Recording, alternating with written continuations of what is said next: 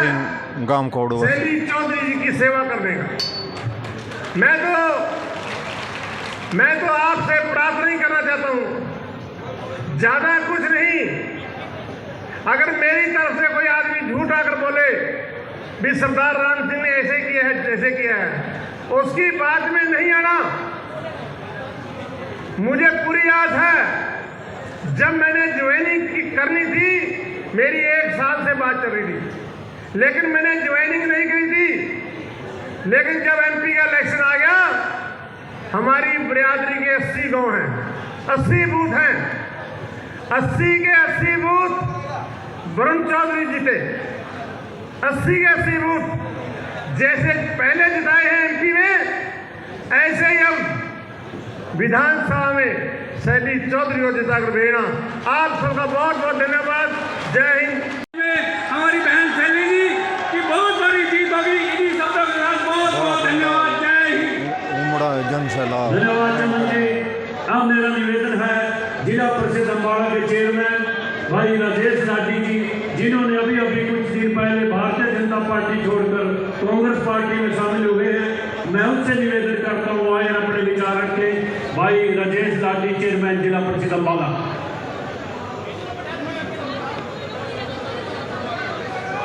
उमड़ा जन सैलाब नारायणगढ़ में कांग्रेस की रैली में जी नारायणगढ़ की धरती से एक बार अपने विचार प्रकट करते हुए सम्मानित मंच, जितने भी हमारे कांग्रेस पार्टी के कार्यकर्ता हैं, बजरंग पूनिया,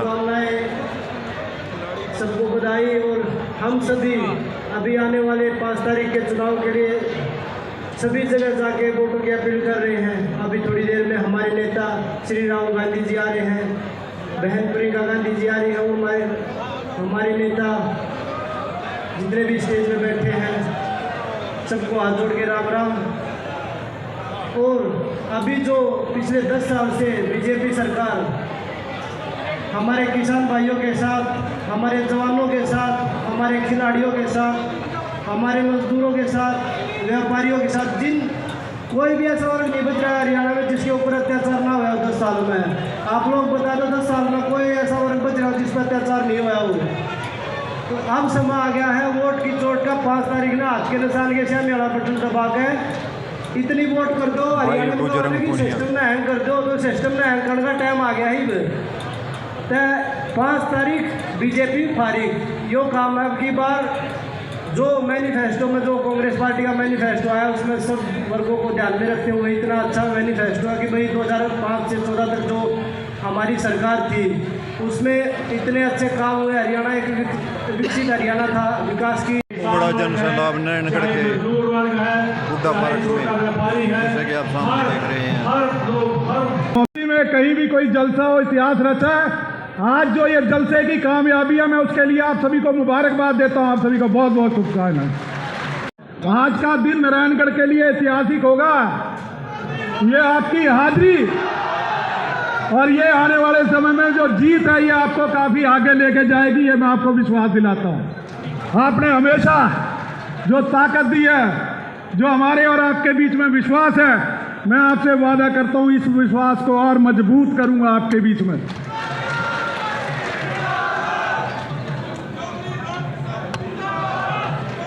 धन्यवाद। मैं मिलने आ रहा हूं। हम पार्टी के लिए, शैली चौधरी के लिए आपके बीच में बात रख रहे हैं, वोट मांग रहे हैं। तो भाई अब की बार एक काम कर देना, मैंने जो कहा था, जिताओगे तो है आप, मेरिट में लेके आओगे कि नहीं लेके आओगे? कांग्रेस के 70 के करीब एमएलए बनने जा रहे हैं अंदाजे से, तो 70 में थारी हारी एमएलए खोजेगी कहीं बार, देख लो। आप सभी राजनीति रूप से सारी बातों को समझते हैं मेरे पास। और वही 5 तारीख को वोट पड़ेगी।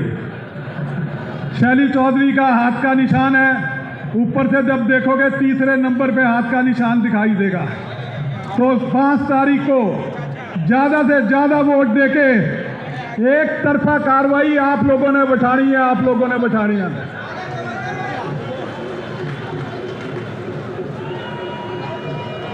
हमारे भी हमारे बीच में आदरणीय राहुल गांधी जी आपके बीच में पहुंच गए हैं। आदरणीय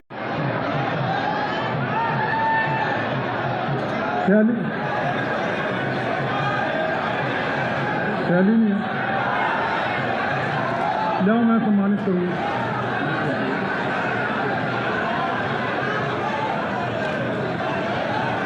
मैं आप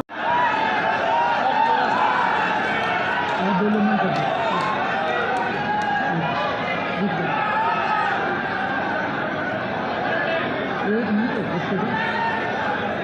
प्रियंका गांधी जी का स्वागत करें। मैं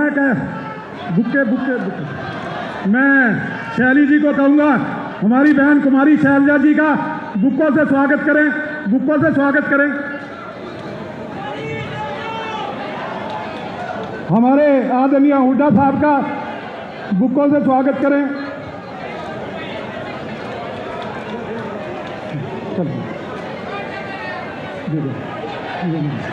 मैं अब शैली जी से निवेदन करूंगा कि वो आके आपका स्वागत भाषण दे।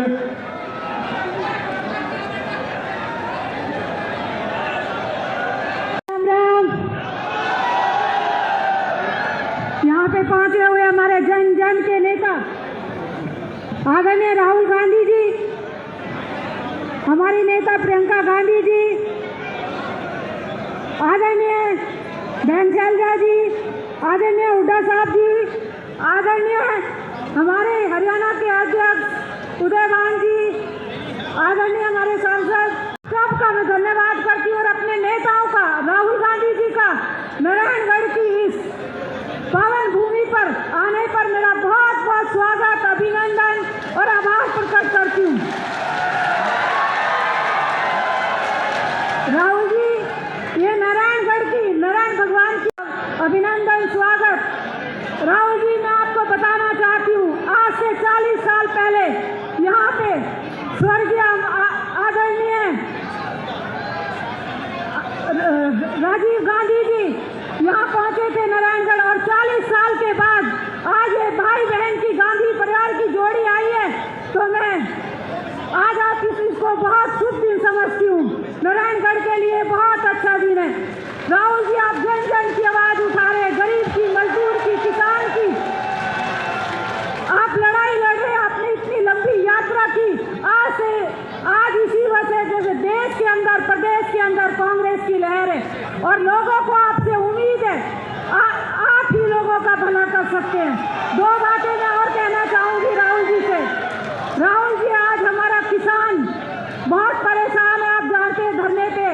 हमारे यहाँ पे कोई रोजगार के साधन नहीं है, ज्यादा खेती बाड़ी करते हैं लोग, तो यहाँ पे एक मिल है, हमारे नेता समझते हैं कि यहाँ पे एक शुगर मिल है, उसके अंदर 10 साल से धरना चल रहा है।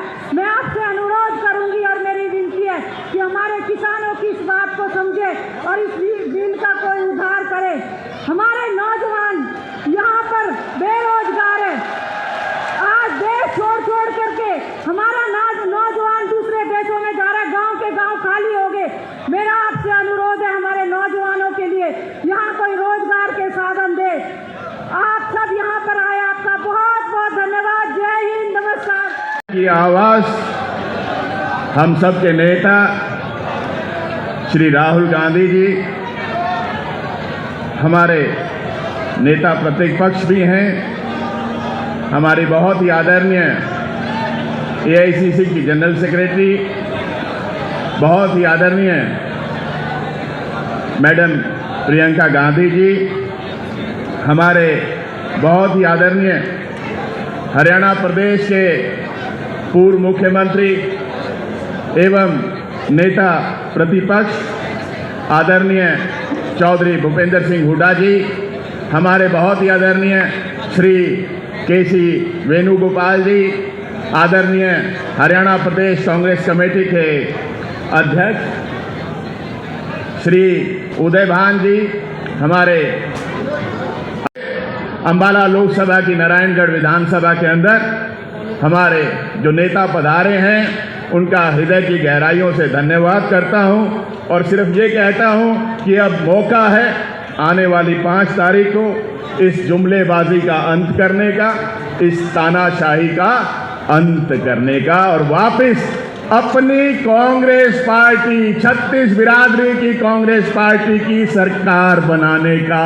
5 तारीख आप ही के हाथ का निशान है, किसी और के हाथ का निशान नहीं। कांग्रेस पार्टी। हमारे सांसद वरुण चौधरी जी, यहाँ से हमारी विधायक छोटी बहन शैली चौधरी जी, हमारे कार्यकारी अध्यक्ष रामकिशन जी गुर्जर और उपमंचासीन हमारे सभी सम्मानित कांग्रेस के नेतागण, हमारे साथीगण, यहाँ पर इतने उत्साहित बैठे हमारे बहुत ऊर्जावान नौजवान साथियों, मेरे सम्मानित बुजुर्गों, मेरी बहनों, मीडिया के हमारे साथियों, मैं आप सब की ओर से, अपनी ओर से, अपने नेता राहुल गांधी जी का बहुत बहुत स्वागत करती हूँ, जो हरियाणा में एक ये लहर है और आज आपके और प्रियंका जी के आने से ये और ज़्यादा तेज़ हो गई। इसके लिए आपका धन्यवाद। ज़्यादा कुछ ना कहते हुए, भाजपा के दिन लग गए हैं। केंद्र में तो आपने मोदी जी को कॉर्नर किया हुआ है। पूरे देश में आज मोदी जी के नाम पर जो एक वो पहले जुमलेबाजी थी वो अब खोखलापन साबित हो गया। हरियाणा में भाजपा ना नीति है ना नेता है। लोग इंतज़ार में हैं कि कब भाजपा की सरकार को उखाड़ फेंके, वो दिन आ गया है और कांग्रेस की सरकार बने आपकी रहनुमाई में। ज़्यादा कुछ ना कहते हुए एक बार फिर आपका मैं यहाँ पर स्वागत करती हूँ और दिल की गहराइयों से धन्यवाद करती हूँ। और आप अब सिरसा से सांसद हमारी बहन शैलजा जी और यहाँ से सांसद वरुण मौलाना जी, यहाँ से विधायक शैली जी और वर्किंग प्रेसिडेंट कांग्रेस के हरियाणा के रामकिशन जी जो संचालन करें, उपस्थित मेरे बुजुर्गों, नौजवान साथियों, वह सम्मानित मंच, मातृशक्ति। देखिए, बात तो राहुल जी अपने भाषण में सारी बात बताएंगे। मैं तो एक ही बात कहना चाहता हूँ कि जब राहुल जी ने यहाँ हाथ से हाथ जोड़ो यात्रा करी, देश जोड़ो यात्रा करी और उसके बाद और यात्राएं चली, उसके बाद हरियाणा में पूरी ऊर्जा हुई। चुनाव आज हरियाणा में छोटा सा प्रदेश है, लेकिन सारा देश टकटकी लगा के देख रहा है इधर हरियाणा के चुनाव की तरफ कि हरियाणा के लोग क्या फैसला लेते हैं। क्यों हरियाणा के जो लोग फैसला लेते हैं, दिल्ली में भी वही फैसला होता है। तो आज समय है आया कि आज हर जगह हम बदले। एक ही बात कह के अपना स्थान लूँगा, पूरे हरियाणा में एक ही आवाज़ है, कांग्रेस आ रही है, भाजपा जा रही है। 36 बिरादरी ने मन बना लिया है कि हरियाणा में अब की बार कांग्रेस सरकार और राहुल गांधी जी के हाथ मजबूत करेंगे हरियाणा। मैं विश्वास दिला सकता हूं राहुल जी को कि हवा कांग्रेस के पक्ष में है। हरियाणा में कांग्रेस की सरकार बनने जा रही है आपके नेतृत्व में और ये आवाज़ पूरे देश में उठ के जाएगी। इन्हीं शब्दों के साथ बहुत बहुत धन्यवाद।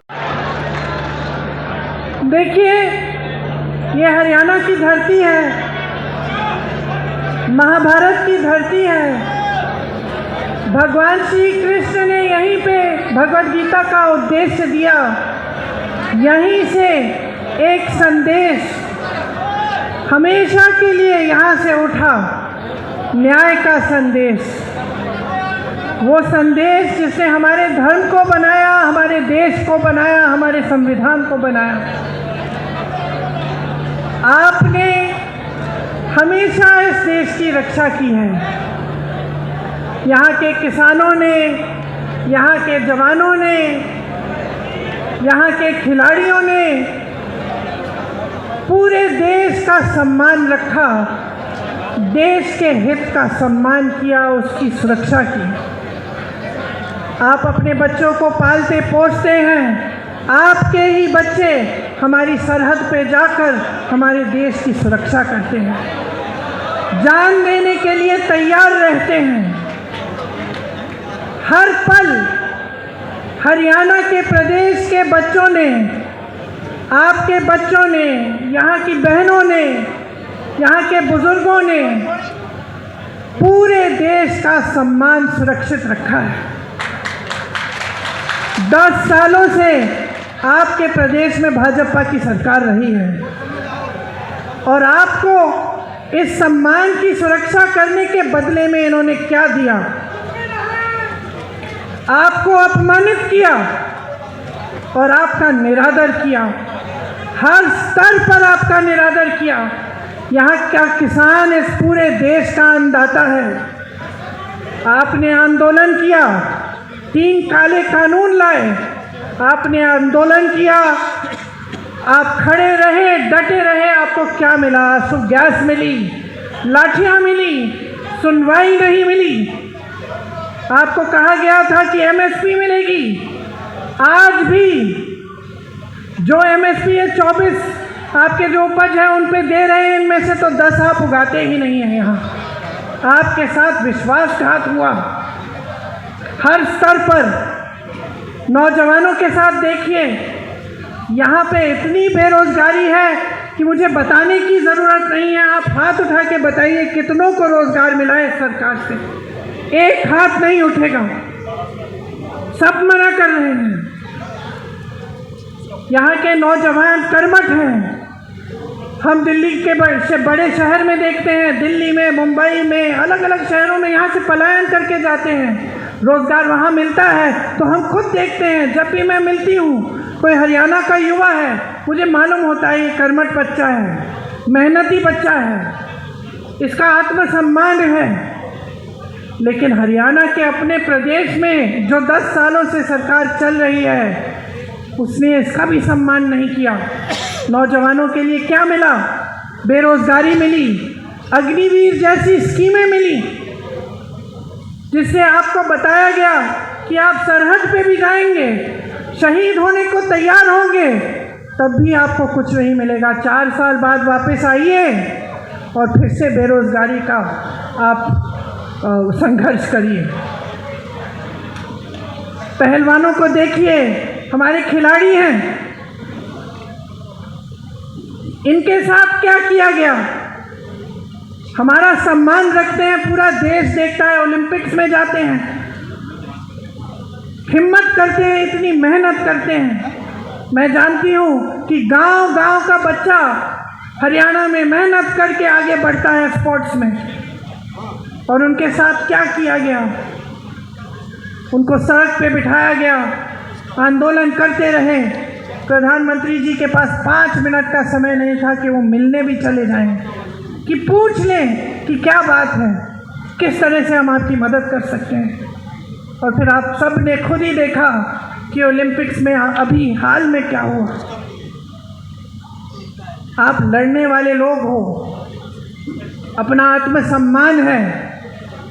आज किस चीज़ से लड़ रहे हो? महंगाई से लड़ रहे हो, महंगाई से लड़ रहे हो, संघर्ष कर रहे हो। सरकार कुछ नहीं कर रही आपके लिए। जहाँ देखो स्कैम पे स्कैम, स्कैम पे स्कैम। नौजवान पढ़ते लिखते हैं किस लिए? पेपर लीक होता है, एक भी भर्ती नहीं होती है, तमाम जो सरकारी नौकरियां सब खाली पड़ी रहती हैं। तो आपके सामने आपका भविष्य क्या है? आज आत्मसम्मान से जीना है, न्याय चाहिए, तो इस सरकार को फेंक निकालो, हटा दो इस सरकार को। ताज्जुब होता है कि बड़े से बड़े प्रधानमंत्री भी यहाँ आते हैं, वही पुरानी बातें कह रहे हैं जो 10 साल पहले कही। आज वादे कर रहे हैं कि वो ये करेंगे, वो करेंगे, एमएसपी करेंगे, रोजगार दिलवाएंगे। अरे 10 सालों में क्यों नहीं किया? 10 सालों में किसानों की सुनवाई क्यों नहीं हुई? नौजवानों की सुनवाई क्यों नहीं हुई? जवानों की, पहलवानों की सुनवाई क्यों नहीं हुई? महिलाओं की सुनवाई क्यों नहीं की? जो महंगाई के सामने तड़प रहे हैं, जूझ रहे हैं महंगाई से, एक छोटी सी चीज़ खरीद नहीं पाते।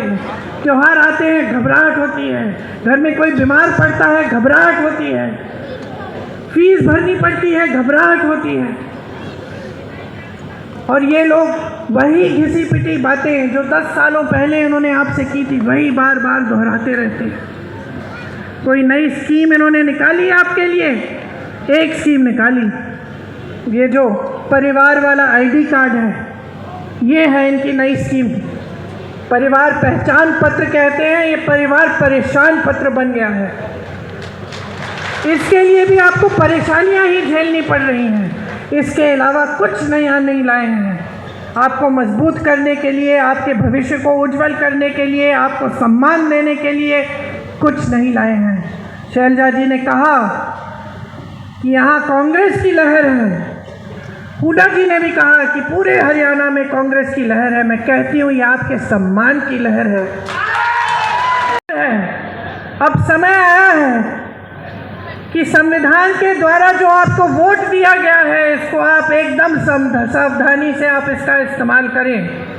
अगर आज आप बट जाएंगे और किसी भी राजनीतिक दल ने आपको बांटने की कोशिश की और आप बट जाएंगे, आप इनके बहकावे में आ जाएंगे, तो आपको अपना सम्मान वापस नहीं मिलेगा। इस संविधान ने आपको सम्मान दिया है, इस संविधान ने आपको हक दिया है, अधिकार दिया है। इस संविधान को बदलने वाले जो बात करते हैं कि इस संविधान को बदलेंगे, उनको आप बदल डालें और भी मजबूत बनाइए। भाजपा जा रही है, कांग्रेस आ रही है, आपका सम्मान आ रहा है। आप मेरे साथ एक बार कहिए, भाजपा जा रही है, कांग्रेस आ रही है। डटकर वोट दीजिए। कांग्रेस के जितने भी जो दिन रात आपके लिए, आपकी एकता के लिए, आपके सम्मान के लिए काम करते हैं। हुड्डा जी बैठे हैं, शैलजा जी बैठी हैं, तमाम हमारे कार्यकर्ता, हमारे कांग्रेस के पदाधिकारी बैठे हैं, सब आप ही के लिए समर्पित हैं। हरियाणा को मजबूत बनाने के लिए, हरियाणा के विकास के लिए, आपके लिए दिन रात काम करके दिखाएंगे। आप हमारे हाथ मजबूत करिए। इस चुनाव में दिखाइए कि आप आज भाजपा से थक चुके हैं, ऊब चुके हैं। आप आज एक नई सरकार चाहते हैं जो आपके लिए काम करे, जो 24 घंटे आपके सम्मान को उभारे और आपको मजबूत बनाए। आपको बहुत बहुत धन्यवाद। लंबी केसी वेणुगोपाल जी, प्रियंका जी, उदय भान जी, भूपेंद्र हुड्डा जी, कुमारी शैलजा जी, वरुण चौधरी जी, स्टेज पे कांग्रेस पार्टी के सीनियर नेता, हमारे प्यारे कार्यकर्ता, बब्बर शेर, टाइगर, भाई और बहनों, आप सबका यहाँ बहुत बहुत स्वागत।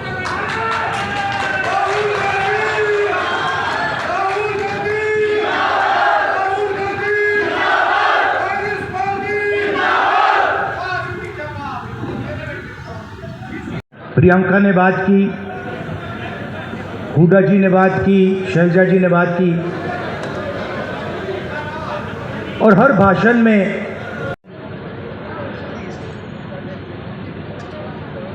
मगर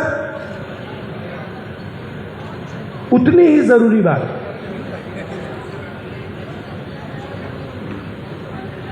जेब में, हमारे लोगों के जेब में कितना पैसा जा रहा है और जेब में से कितना पैसा खींचा जा रहा है। आपके पास सामान हो, मोदी जी आपके 24 घंटा रिस्पेक्ट करें, मगर 24 घंटा आपके जेब में से पैसा निकलता जाए और आपके जेब में पैसा ना आए तो सामान हो सकता है मगर भूखे मर जाएंगे।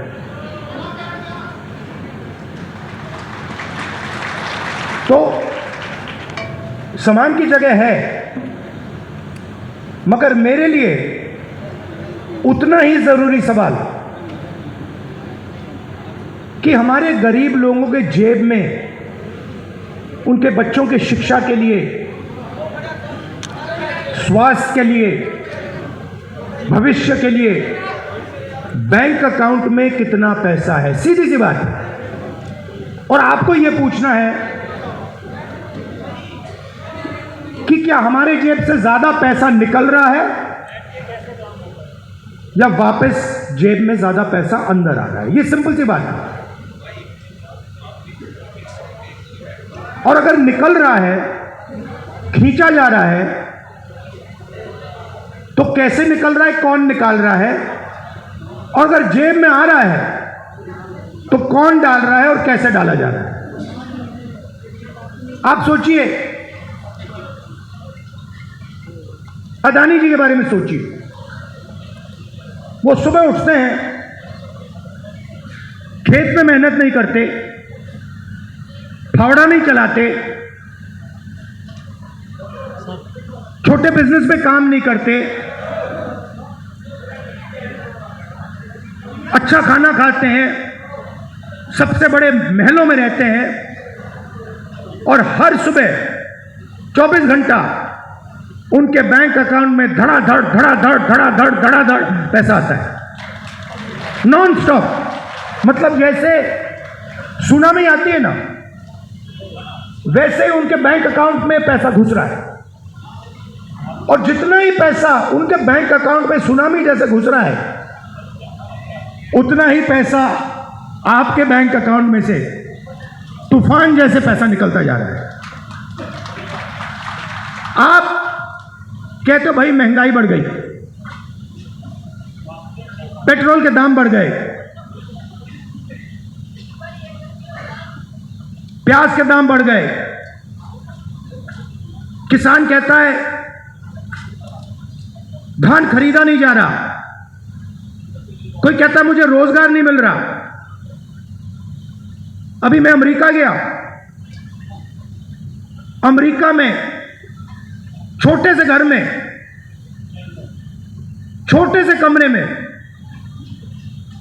मतलब 10 फुट 15 फुट बाय 15 फुट, उसके अंदर 15-20 हरियाणा के युवा। मैंने आपसे पूछा ये अमेरिका में क्यों बैठे,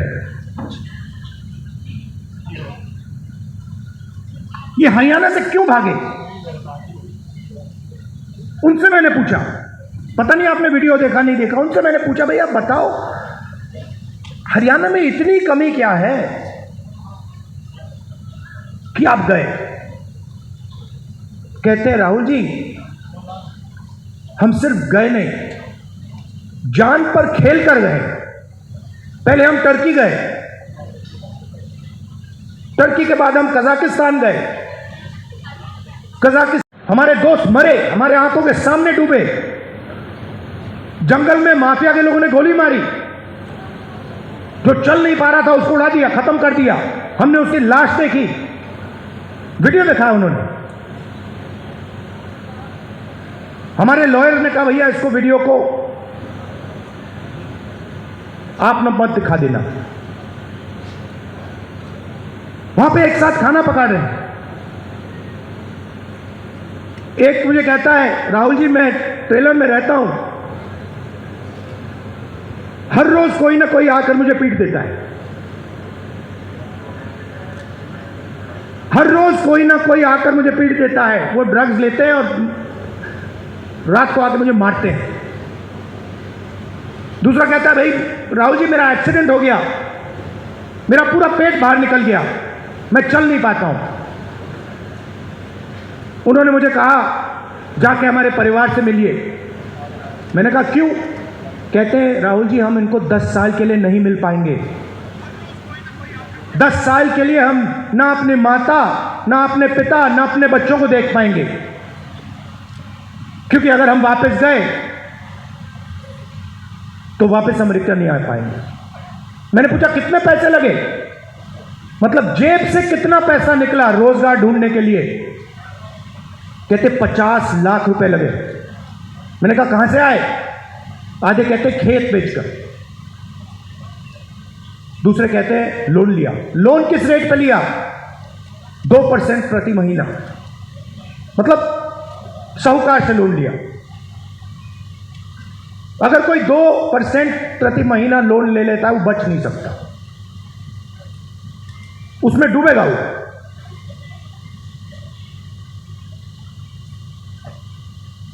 ₹50 लाख उनके जेब में से छीने गए क्योंकि हरियाणा उनको रोजगार नहीं दे सकता है।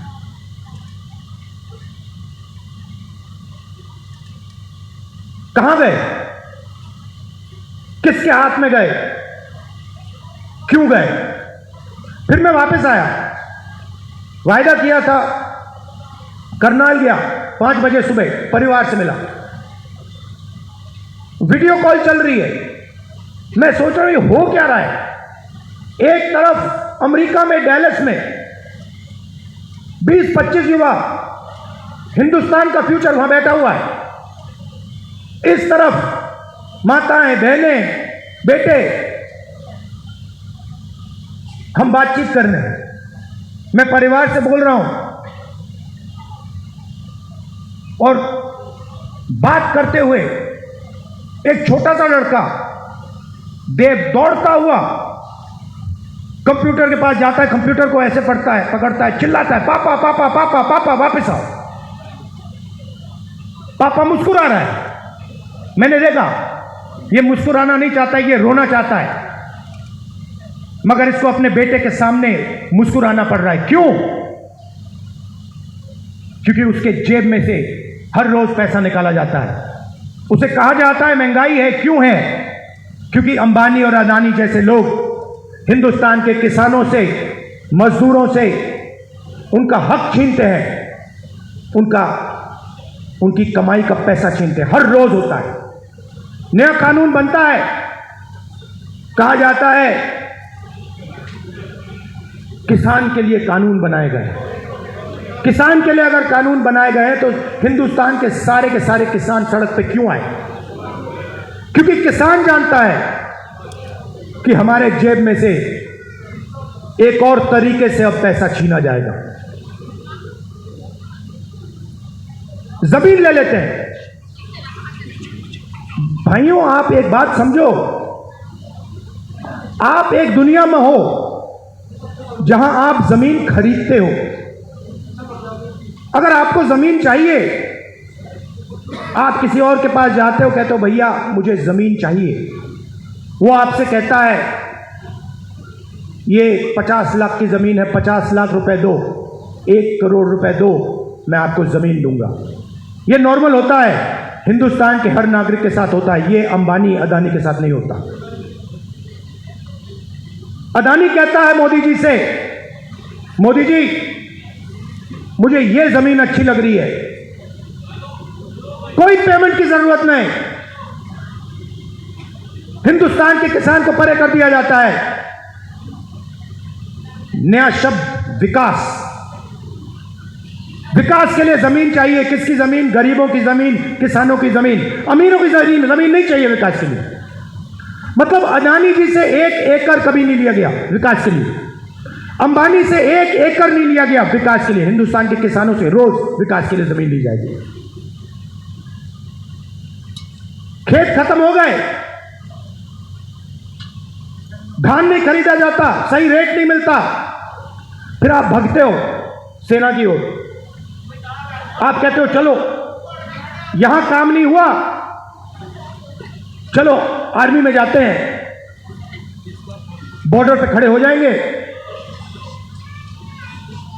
देशभक्ति की आग है उसे जलाएंगे और वहां खड़े हो जाएंगे। फिर मोदी जी कहते हैं नहीं भैया, वहां से भी हम आपके जेब में से चोरी करेंगे। ये अग्निवीर स्कीम नहीं है, ये गलतफहमी में मत रहिए, ये जवानों की पेंशन चोरी करने का तरीका है।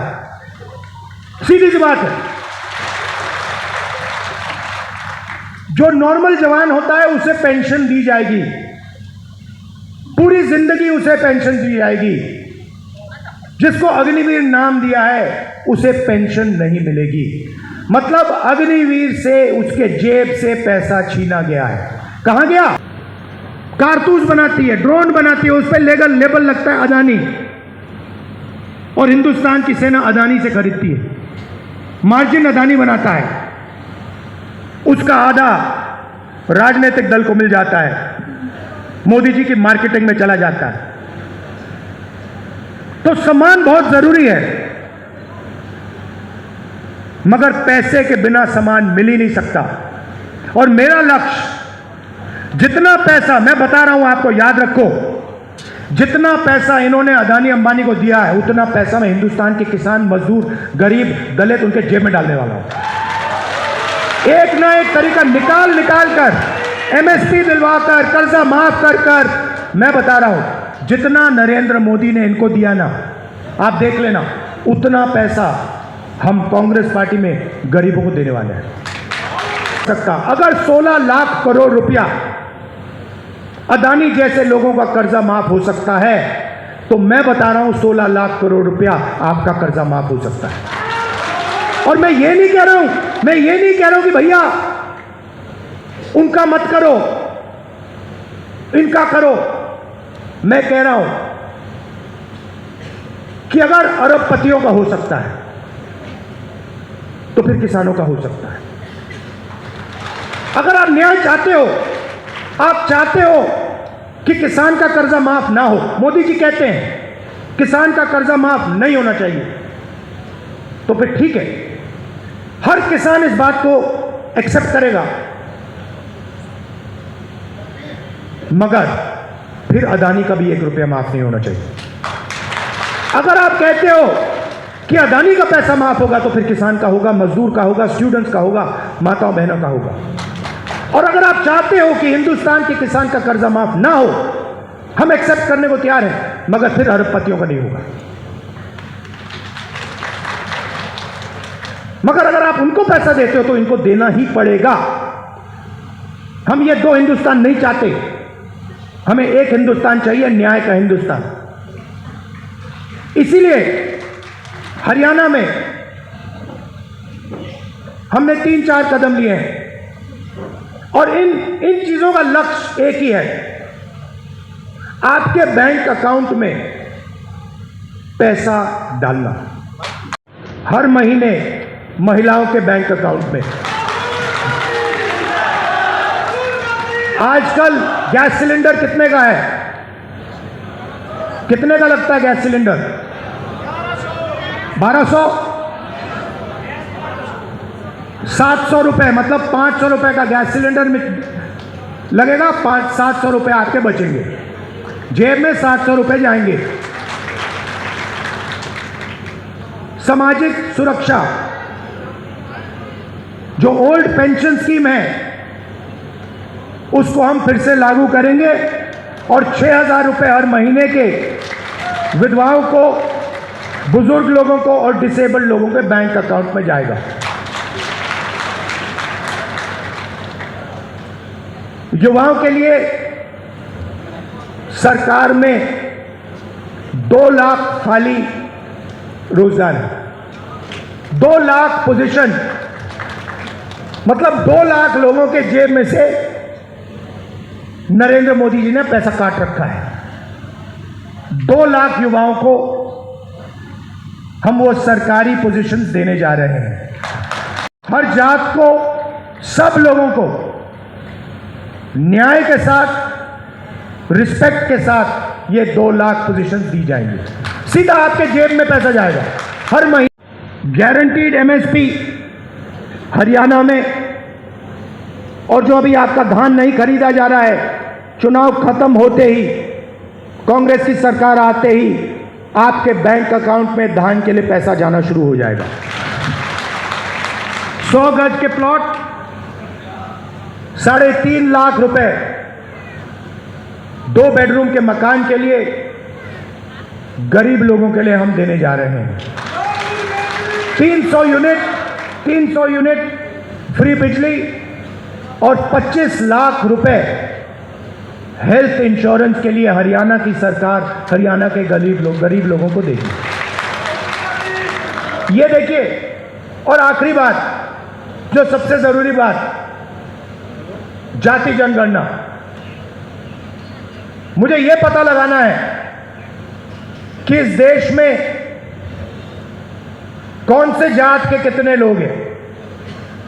आप देखिए, आज दिल्ली की सरकार देखिए,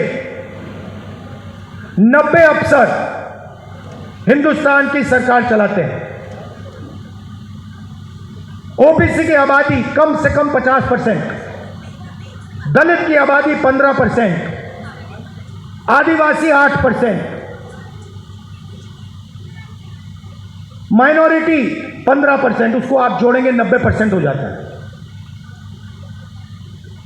90 अफसर में से जो हिंदुस्तान के बजट को बांटते हैं, सब निर्णय लेते हैं, जो हमें आके कहते हैं कि भैया नहीं, गरीबों को पैसा नहीं दिया जा सकता, नहीं किसानों का कर्जा माफ नहीं किया जा सकता, नहीं बीमा का पैसा नहीं एकदम नहीं दिया जा सकता, वही लोग 90 में से 3 ओबीसी वर्ग के हैं, आबादी 50%, 90 में से 3 और 5% बजट का निर्णय वो लेते हैं और पीछे छोटे छोटे कमरों में उनको बंद कर रखा है।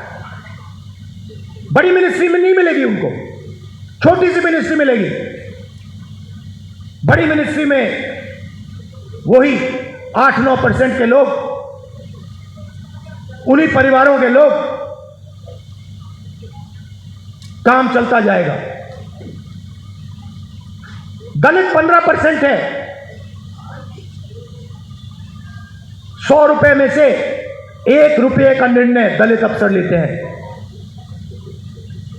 15% आबादी, और अगर हिंदुस्तान की सरकार 100 रुपए खर्च करती है तो 1 रुपया दलित अफसर निर्णय लेता है।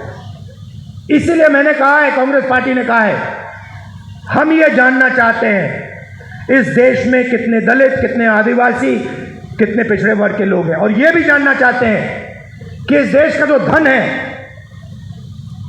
जो संस्थाएं हैं, जो बिजनेसेस हैं, उसमें दलित कितने, आदिवासी कितने, पिछड़े कितने, ये हम पता लगाना चाहते हैं। इसलिए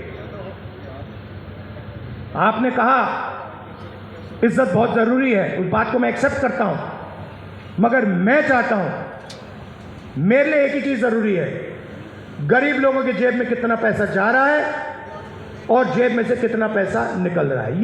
ये मेरा इक्वेशन है और इसको मैं छोड़ने वाला नहीं हूं। जहां भी मुझे मौका मिला ना,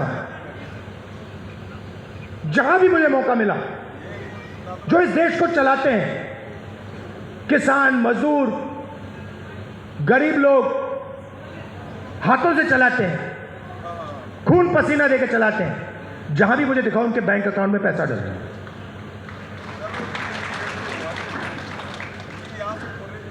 सबकी सरकार बनेगी, न्याय की सरकार बनेगी और भागीदारी सबको दी जाएगी।